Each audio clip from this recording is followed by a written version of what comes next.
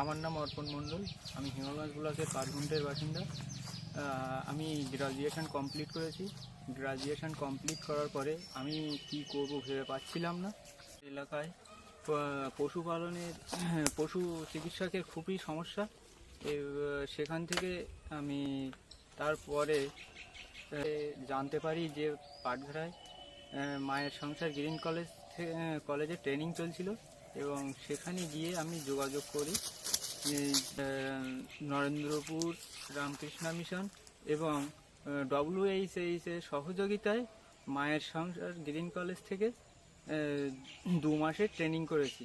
Training করার পরে নিজে স্বাবলম্বী হয়েছি এবং টুকটাক এলাকার ভিতরে আমি নিজেই দেখাশুনোও করছি এবং ছাগল, গরু, হাঁস, মুরগি সব রকম প্রাণী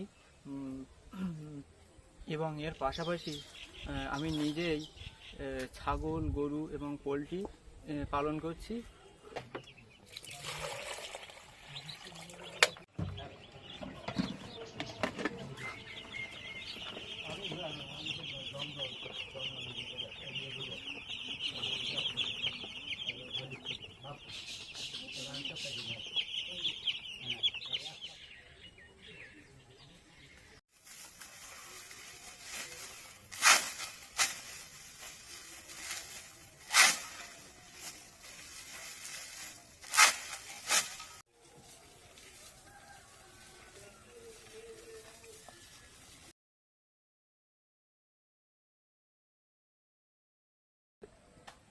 আগে আমার তেমন ইনকাম তেমন ছিল না।